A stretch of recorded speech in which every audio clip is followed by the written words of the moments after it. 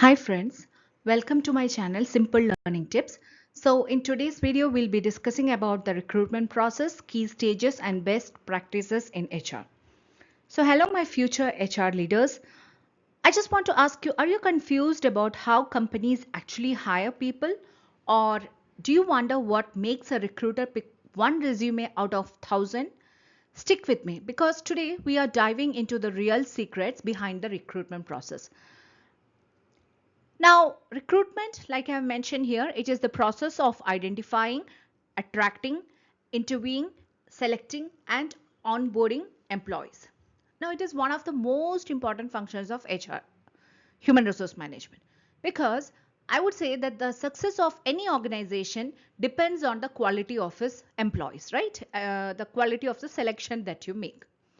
Now, the recruitment process, it aims to match the right candidate with the right job. So, you can say that a well-planned recruitment strategy not only fills vacancies, but it also helps in building a talent pool for future needs. Okay. And trust me, by the end of this video, you will know exactly how to crack HR exams. Like if any question related to recruitment will come, you will be able to clear it. So let's go. Now, I just want to once again repeat what is recruitment. Okay, so let's break it down. Let's say that recruitment is not just about posting a job and hoping that people will apply. It's not that it is not happening, it will happen, but it is actually a well planned process to attract, shortlist, interview, and hire the right person for the right job at the right time. Just imagine that you are working in an organization and your team is drowning in work. The workload is getting more, workload is increasing day by day, and like Chandler said in Friends, we cannot just say that we have not received that particular paper, or we have thrown it in the dustbin. We cannot do like that. It like Chandler in Friends say, we have to complete the work, right? In real life corporate scenario, so you need someone who will help to complete the work quickly, fast. Okay, so now that's when the recruitment engine kicks in. Now these are some objectives of recruitment, which I've already explained, like maintain a diverse and inclusive workforce. Okay, that is also one of the most important objective of recruitment. Like you can hire people from different, even now people, it is like global recruitment are happening, like people from different countries who are really apt for the position is being hired. Okay. Now, next, the important thing that I want to discuss in this video is the 7 key stages of recruitment.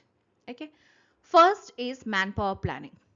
Now, that means that you have to identify the hiring need.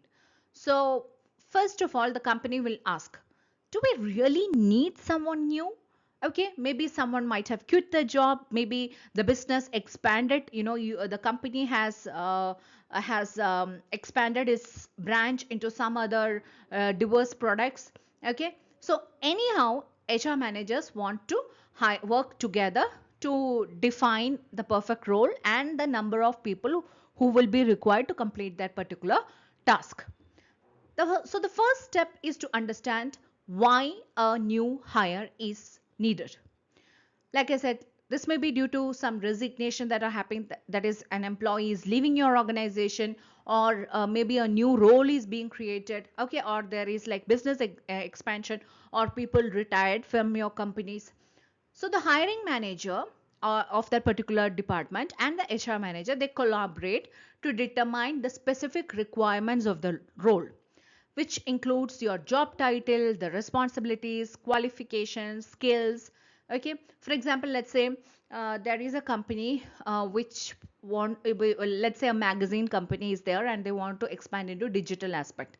So they will be hiring somebody who is a digital marketing analyst.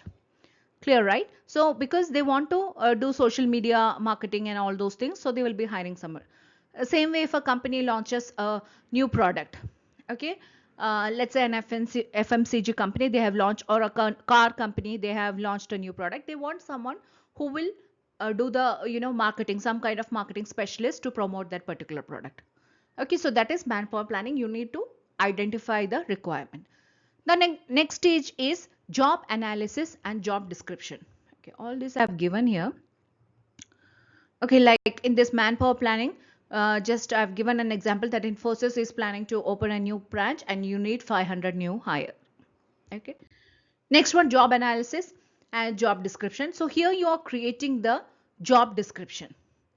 Okay, let's say just think of job description as a shopping list when you're going for a shopping.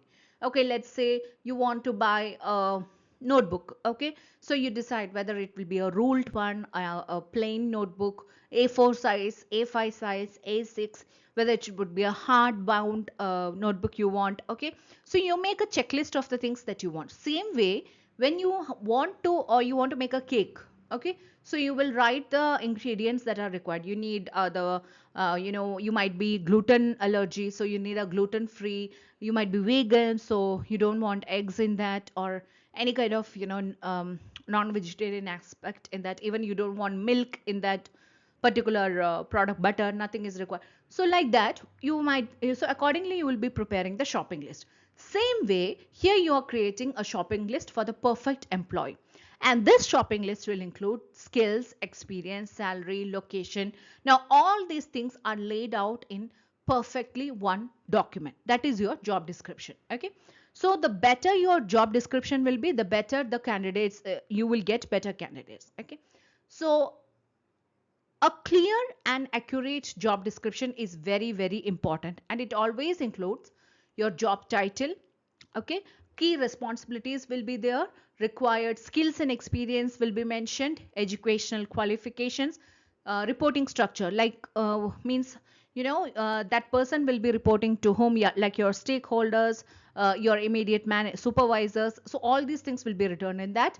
Your salary range and benefits, of course, that also will be clearly mentioned in a job description. Okay, like here I have given a simple example. Job description for software developer means you need someone who has knowledge in Java and who is a team, who is good in teamwork and has 2 years experience. Or let's say for the previous, I was telling that a magazine is going digital, so you need a digital marketing executive. So for that, a job description may be, let's say, experience in SEO, Google Ads, content creation, bachelor's degree in marketing, or any related field. Okay, so these can all be included in the job description. I hope you understood. Next one is sourcing the candidates. Sourcing the candidates means you're posting the job, right? So you have made a perfect job description. Next is it's the time to give a shout out of that particular vacancy.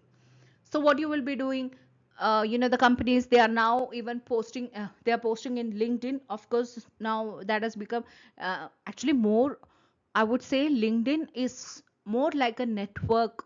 Okay, it is like an Instagram for professionals. Okay, it is the more the if you want to search a job, you want to make connections, and the best way to do that is through LinkedIn. Okay, and thereby you will get more job opportunities if anybody is looking for a job.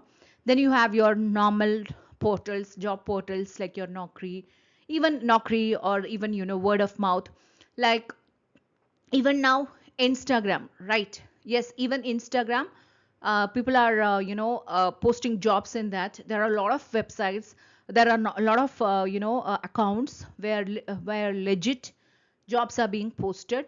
And so because they want that job description to reach in front of the right people so fast, that they are posting in whatever avenues possible. Now, like I said, here there are internal and external sources. Internal sources are your promotions, your job boards, transfers, your employer referrals, or internally the things that are happening in an organization. External sources, like that is the job is being posted through various channels, like your job portals, Naukri, Monster, Indeed, okay, LinkedIn, and any other social media platforms. Now your campus recruitment, okay, all these things contribute to external sources. Now, ultimately, the aim of this shout out, or aim of this is to reach the right audience and generate quality applications. I hope it is clear. These are all very simple topic. That is why I'm going a little bit fast. Now, screening and shortlisting of the applications. Now, this is one, this is very crucial stage, because let's say 100 people are applying, and HR person cannot go through the each and every application, right? 100, 700, 500, 1000, that depends on the unemployment rate. Okay, so more people will be applying, and HR cannot go sit and go through each and every application. So what they use nowadays is that they use softwares like your ATS, applicant tracking system. And what it will do is that it will scan your resumes and shortlist the best ones. Now, always there is a pro tip, always use the keywords from your job description. Like I explained before, what is job description? So use that keywords from the job description in your resume. That is how you will get noticed while your resume is being screened through ATS. Now, after this, the HR professionals, they review the applications, and they continue to shortlist the candidates who meet all the essential qualifications. Now, this means, checking their relevant work experience, their educational skills and achievements, and, often ATS often they automate this process. But after this, they once that that cream layer is obtained, these HR professionals, they will go through these the screened applicants, and then they will start the further process. Now, this once ATS will be automated, and when it will screen the applicants, it will help the recruitment to narrow down the applicant pool to the most suitable candidates. Okay. Next stage is your interview and assessment. Okay. Now, shortlisted. Once you're shortlisted, what is the next step? You have to get ready for your HR round, skill test, aptitude test, managerial interviews. Now, companies, they just don't want talent. They want team players with the right attitude. So always smile, be real, and prepare for the interview. Now, shortlisted candidates, they are invited for the interviews, which can be conducted in multiple rounds. You have your aptitude test, then your HR interview, that is to assess your personality, cultural fit, communication skills. Okay, then you have your technical interview, that is to evaluate if you have knowledge related to how much knowledge you are having related to your job, and what is your problem solving ability. Then you have your managerial interview. Okay, so to check whether you have good decision making skills, leadership skills, and whether you are a good fit for that particular team. And interview methods, it can be face to face, telephonic, or video based. Okay, now next one is the selection and the offer part. That is stage 6. Now you are selected. Here comes the salary negotiation part, which is very important as a candidate, okay, who is searching for a job. And your joining dates and the official offer letter. So just don't think that once you are cleared, and your job interview you have cleared, you don't ghost HR. Okay, try to follow up with them, try to ask nice questions. If you possible, write a thank you note, or send a thank you message after your interview. Okay, so after evaluating all candidates, once the best one is selected based on merit, experience, and alignment with organization goals, HR then prepares and they share offer letter. Now, this offer letter will include your job title, your salary, your joining date, terms of employment. Now, some people, they negotiate at this stage. It is possible, and people do get their salary high after negotiations. So negotiations may occur at this stage regarding the salary, benefits. Okay, they also provide you with CTC. They'll do a background verification. So all those steps will happen at this stage. Next one is onboarding. Now, during onboarding, every employee, even if you are an employee and you are you're shifted to a new department, or new work, new domain, you will have first day jitters, right? So don't worry, this onboarding will take care of that. Onboarding means it will help you to get settled, trained, and give an introduction to your team or your supervisors. So this kind of onboarding, it helps build loyalty, long-term success. So once the offer is accepted, offer letter is accepted, onboarding begins. So this means this includes your document verification, introduction to the team, company policies, if any documents has to be signed, providing necessary sorry tools like your ID card, email, laptop, initial training sessions. So some companies, they even give laptop and water bottle or anything which you require, which motivates the employee to work in that company, okay, which I mean, in which the employees feel welcome to that company. So that kind of. Now, so some best practices in a proper recruitment is you have to write clear, concise and inclusive job descriptions, okay, and conduct a structured interview formats to avoid any kind of bias. It's not that you're conducting an interview so you're just going casually and sitting and asking random questions. Always, as an interviewer, try a structured one.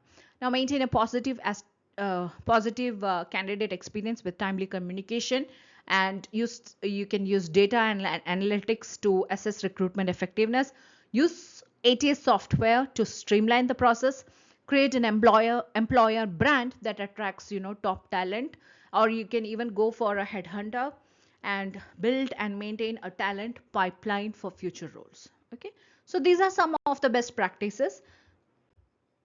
Now I just want to mention real life case study, where Infosys, they hired 5,000 freshers in one drive. And how it was possible was that they conducted online test, automated shortlisting, and smooth onboarding. What happened as a result is that recruitment time, it cut by 40% and happier employees. So how it happened was that Infosys, they plan to hire over 5,000 graduates for its expanding projects, and they wanted to do a large scale hiring efficiently. Okay, so they partnered with engineering colleges or other campuses for campus placement, and they used online assessment tools to evaluate logical reasoning and coding skills, and they conducted virtual interviews, and they provided digital onboarding. So as a result, recruitment time was reduced by 40%, which reduced and also improved candidate satisfaction, and it also reduced or minimized travel and operational cost. Okay, so if you like this video, please don't forget to like, share and subscribe to my channel. So now you might have got an idea that recruitment is not a random process, it's a science, it's an art and a little bit of magic. So if you found this helpful, again, I'm telling you, please smash that like button and share it with your HR friends. Don't forget to subscribe for more HR made easy. Okay. Now, I just want you to tell me in the comments your first interview experience if you have attended anyone. Thanks for watching and see you in the next one. Thank you.